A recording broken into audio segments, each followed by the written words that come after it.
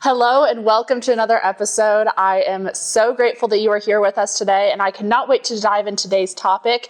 It is going to be all about livestock photography gear essentials, and also just kind of like beginner gear essentials. If you're just getting into this photography thing, what do I need? What's all of that look like besides just a camera and lenses? What else do I need? And then also I'm going to give my suggestions across the board with that as well. So the biggest thing to remember with all of this is take it with a grain of salt. Every single individual is going to have gear that they prefer. And that's just the way it is. I have my recommendations that are my ride or dies, and you could not really convince me to switch because I love them. But I have other people who absolutely love completely opposite things. So it just depends on where you are in your journey. And then also, if you're just starting out, don't feel pressured into buying a completely brand new setup. It is completely fine to go and buy used equipment, borrow equipment, all of those things like that, which we are going to talk about today.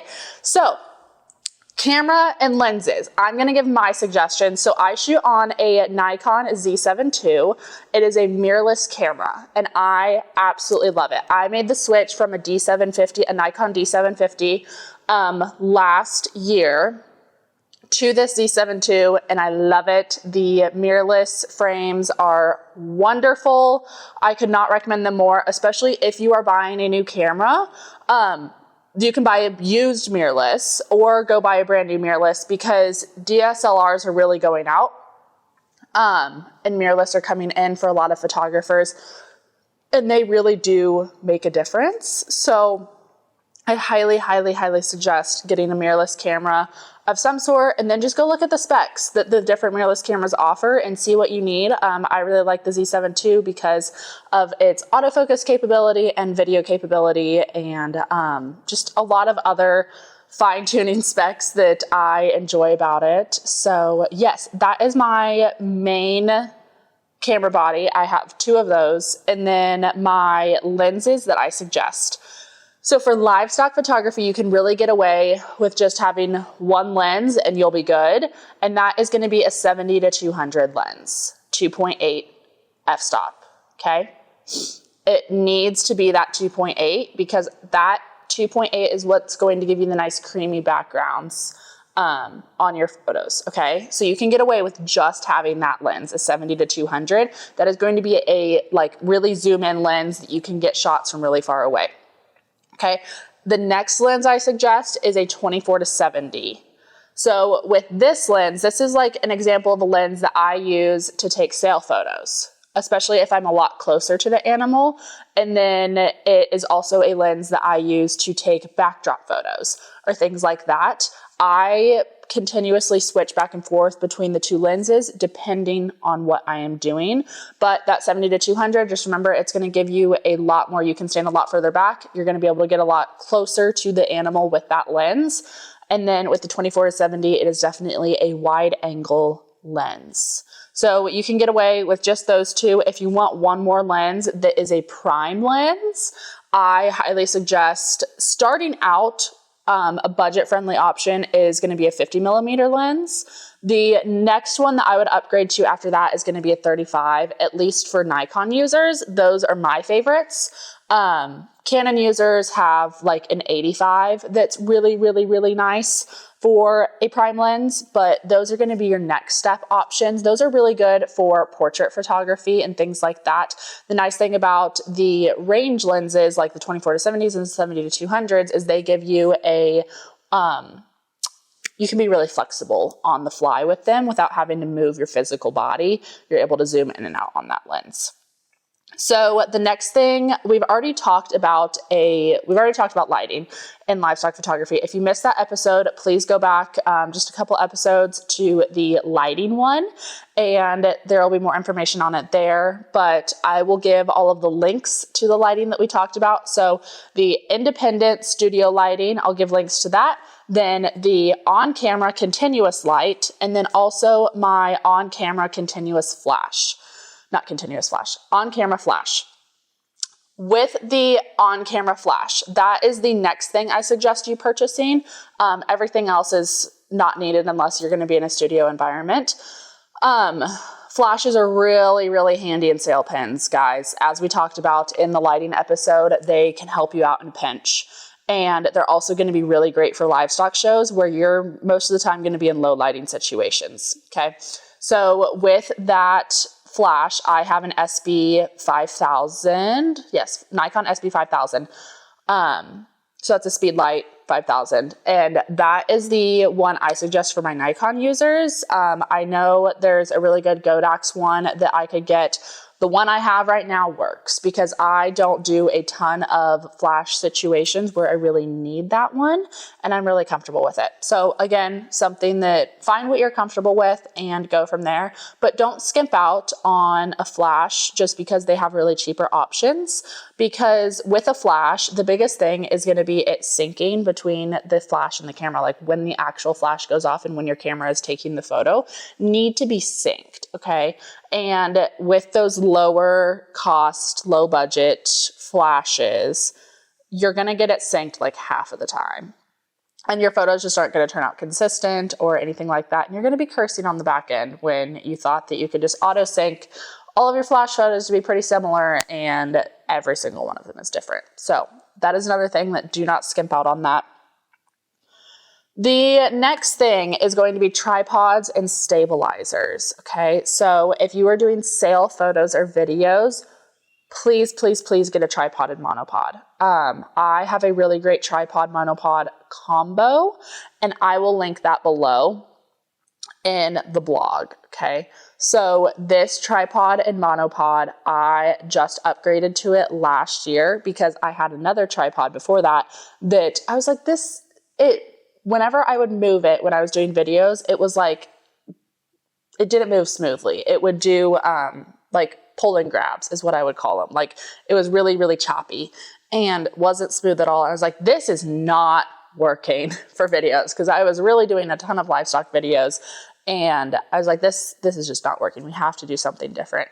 And so I invested in this really amazing tripod that I love now, guys. And the nice thing I like about it is it can be tripod and monopod. So if I need to move around, I can use it as a monopod.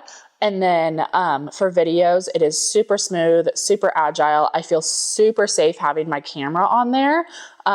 It locks in really nicely, but then if I need to get out of the way in a pinch, it has an emergency remover where I can get my camera off of there and ditch the tripod, because you know what? I'd rather replace the tripod if a bull's coming after me than my entire camera. So that's the tripod I recommend and monopod combo.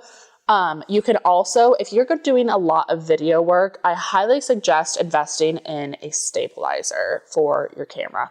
So what this is going to be is it is going to be an external thing that you put your camera on, and it is going to, as you move, it is going to keep that camera perfectly steady, okay? And so typically I will rent a stabilizer if I'm going to be doing a really big video project because I don't own one yet. They are a pretty big investment, but renting is always an option if you aren't going to be doing it a ton. And I know a lot of colleges too, if you're a college student, you can rent these stabilizers from your college as well. I have a friend who she currently does that because she's in college, just rents it from them, checks it out pretty much. Like I don't know if she even has to pay for it. So definitely check into that if you're a college student. But know that on the back end, you can stabilize these videos in Premiere Pro. It is possible, but with that, it's always a lot easier on yourself if you're stable on the front end rather than having to stabilize on the back end, because when you use the stabilizer in Premiere Pro, it can be kind of wonky sometimes. So just remember, it's always easier to get it done right the first time, but if you don't have another option, Premiere Pro can always kind of save you on the back end. The next thing, we're going through this really quickly, guys. It's going to be a short episode, but camera bag and other little accessories, okay? So the biggest thing with camera bags is find one that fits what you need, okay? So when I first started out, I had a camera bag that was pretty fashionable, cute, and small. All right. It didn't have a ton of room for camera stuff. And that was fine when I just had my camera body and one lens. All right. It worked fine then. As I expanded to now having like 5 lenses, 2 camera bodies, flashes, all of this other stuff, I had to get a bigger camera bag. So find one that is going to be right for you, right for how much camera equipment you have, and also just have any other capabilities that you need it to. It needs to also have pretty good padding, okay? Don't get a camera bag that is just like super, super duper thin on the edges. You are having it carry around some of the most expensive things you will own. Make sure that it is protecting them properly while they are in that. If you are traveling, I always, like if you're going on a plane, I always suggest making sure that that camera and all of your gear is your carry-on. If you're using a backpack, have that as your personal item that you put underneath the seat in front of you. And then, if you do have enough equipment that you need to check it, I really like the Pelican cases. And there's a few other hard shell rolling cases that are really great for camera equipment and things like that. So do your own research on those, find what works best for you in your situation and kind of what you need that camera bag to hold.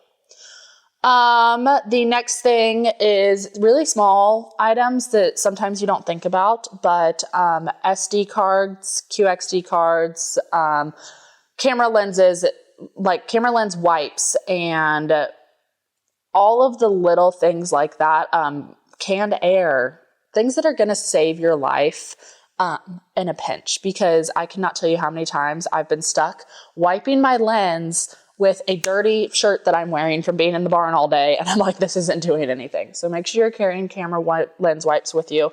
And then also SD cards. It's really important to have high quality ones that run at a fast speed. I will link the ones that I use in the blog for SD cards. And then also QXD and CF Express cards. If your camera has the option to utilize those, highly suggest investing in that. Not only are you going to get better video quality for longer utilizing those, but also your back-end processing time is going to be significantly decreased because the cards are so big and run so fast. When you are copying them onto your camera, it does it in practically seconds, okay? So it saves a lot of time, because sometimes those SD cards, like if you're transferring over big files or thousands of photos, it can take up to an hour sometimes to transfer all of those photos over to your external hard drive. And with that, the next thing I suggest is an external hard drive for you to utilize on all of your photos. Keep everything stored there, because our computers do not have the space or the capability to store all of our photos. Even if you are storing them on an online location like a cloud or a Dropbox or things like that, I still highly suggest using an external hard drive, because an external hard drive, mine is 2 terabytes, okay? My computer, I think, is only 64 gigabytes. And so my external hard drive is going to house hundreds of times more what I need than what my computer could ever do. And therefore, because my computer isn't storing all of those photos and having to take up space on it, it's going to run faster in the processing side. So when I'm going into Lightroom and I'm editing these photos, it is going to be a lot faster of a process to edit and process, because Lightroom is going to be able to run fast because it's off of my computer, whereas the photos are being stored on that hard drive. The next thing, talking about Lightroom, is your editing software that you are going to utilize. So if you are a photographer, you need Lightroom Classic. There's no ifs, ands, or hooey huts about it, guys. I'm sorry. I know it can be a little bit of an investment in the Adobe suite, but I promise you it is worth it. If you are a student, you get a discount on Adobe Suite. So please make sure you are using your school email and getting that EDU discount. It saves you a ton of money. And the nice thing with Adobe Suite is my mom and I both use the same account, and that frees up a lot of ability with that as well. And so it's a business write-off for me. Remember that. I know it's not an excuse for everything, but it is a business write-off. And with Adobe Suite, the things that I use. So I use Lightroom Classic for editing photos. I use Premiere Pro for editing videos. And then I use Adobe Audition for editing audios. So all of the audio that I'm editing with this podcast is edited through Audition, videos through Premiere Pro, and then photos through Lightroom Classic. And then also you're going to need Photoshop. Photoshop is what is going to give you the ability to remove any background objects that are distracting in the image, or fix any closed eyes or things like that. You're going to be able to do all of that in Photoshop. So that is what you're going to use to fine tune, edit those photos that you edited in Lightroom Classic, and then you're going to take them to Photoshop and finish it off there. That is also where I put my Triple T Showboat Media Co. brand watermark, whatever you want to call it, at the bottom of the photos that I take. And with that, guys, please, watermarks and brands are really good to have on photos, I feel like, because it's like, in comparison, I guess you could say, it is like an artist signing their work, okay? I'm an artist, and I am just signing my work by doing that. But make them small and don't make them, absolutely take over the image. When I say that, I mean, maybe take down the transparency a little bit. Maybe make it smaller so it's not right in your face. People are going to know that it's there, but it doesn't need to be the first thing that people's eyes go to because it is so bold or so big or just in the wrong position. So people are going to know what your brand looks like. Just make sure that it's not overpowering that image. But Photoshop is where I would do that.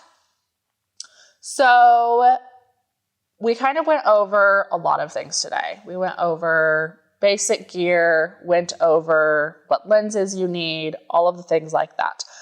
I suggest the camera brands either Nikon, Canon, or Sony. I am diehard a Nikon person.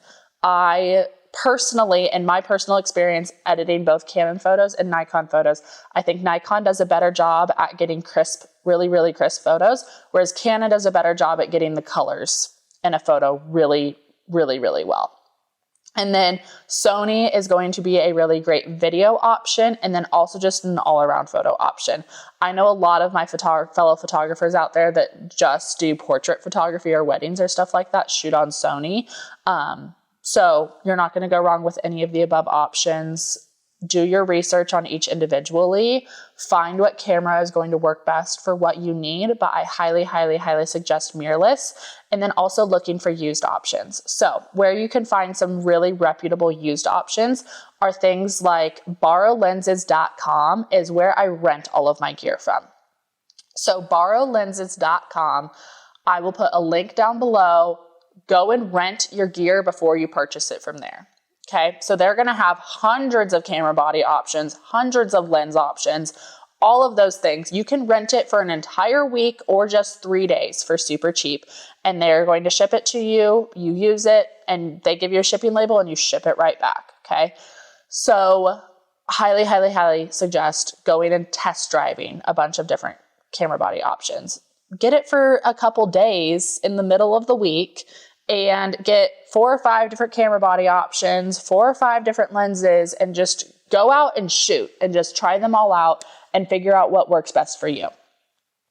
Borrowlenses.com also has a used section where you can purchase. So after you have taken everything for a test drive, you figured out which model, which style you want, all of those things, go and look at their used section first. They have a really reputable used section, and then also B&H Photo has a really reputable used section, and there's a few other camera stores online that you're going to be safe getting used equipment from. Just do your own research when you're doing that. Use your brain, make sure that it's a reputable site, make sure it has reviews, all of these things, that it's not coming from the backwoods of Thailand. Make sure that you're going to be safe putting your information in there. And then there's also options of using Facebook groups that are buy, sell, and resell Facebook groups. those can be iffy sometimes because there's going to be spammers in there, but then also use your right judgment. You might be able to find a really good deal on things because there are some really reputable resellers that sell through those Facebook groups as well.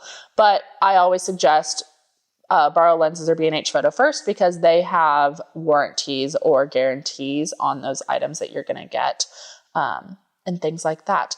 Also, just shop deals on the cameras. If you are buying new, try and find a student discount. Try and find a New Year discount. We're coming into the new year. Maybe wait and see if there's some New Year discounts. Or I know Best Buy has been doing sales on lenses and cameras, only like $200 or $300 off. But in the grand scheme of things, that the $200 or $300, you can get the extended warranty for that or something like that. So girl math, right? But seriously, guys, just go do your own research, go test it out. These are my favorites. My ride or dies, I will link them below. And I will also link my mic and audio equipment below. And I hope that this was beneficial to you guys and that you got something from it. If you have any questions, as always, my DMs and my contact form are completely open for you guys to shoot some questions in. I've been loving being able to help a few of you out with those questions that you have had come up thus far. Please, if you enjoyed today's episode, like, subscribe, leave a review, follow the podcast. I appreciate every single one of you for being here. And until next time, friends, we'll chat soon.